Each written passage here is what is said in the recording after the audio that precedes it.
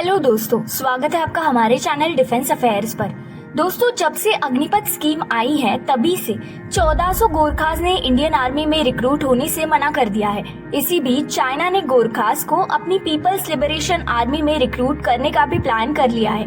इस वीडियो में हम यही जानेंगे कि इंडिया के लिए ये कैसे प्रॉब्लमैटिक हो सकता है। जैसे जैसे इंडिया और चाइना के बीच में रिलेशंस खराब हो रहे हैं, वैसे वैसे चाइना और नेपाल के रिलेशंस मजबूत हो रहे हैं। इसी बीच इंडिया और नेपाल के रिलेशन में फ्रिक्शन का काम अग्निपथ स्कीम ने किया है।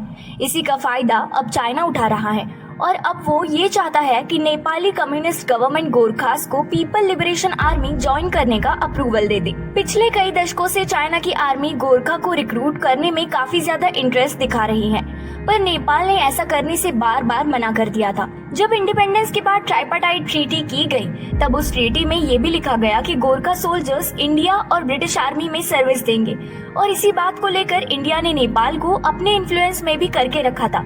अगस्त में इंडियन आर्मी ने अग्निपथ स्कीम लॉन्च की, तब नेपाल ने इंडिया को ये बताया कि ये स्कीम ट्राइपार्टाइट अग्रीमेंट का हिस्सा नहीं है, जिसे नवंबर 1947 में कंक्लूड किया गया था। इसके बाद इंडिया ने Nepali Gorkha regiment 7th Gorkha regiment को भी बनाया, क्योंकि इस रेजिमेंट ने ब्रिटिश आर्मी में ट्रांसफर होने से मना कर दिया था।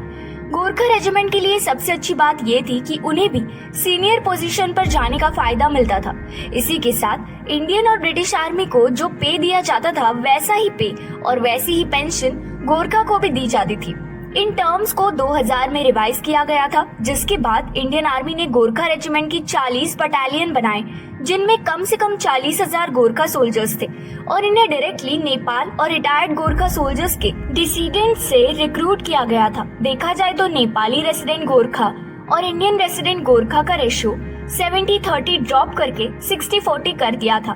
नेपाल को अब ये डर है कि अगर अग्निपथ स्कीम के अंडर उनके गोरखा रेजिमेंट का रिक्रूटमेंट हुआ तो 75% सोल्जर्स बिना पेंशन के ही घर को लौट जाएंगे, जो कि नेपाल की इकोनॉमी का मेजर पोर्शन है। आज इंडिया में 1,35,000 गोरखा है जो इंडियन आर्मी को सर्व कर रहे हैं और इनकी एनुअल इनकम $620 मिलियन की है, जो कि नेपाल के डिफेंस बजट का $170 मिलियन ज्यादा है।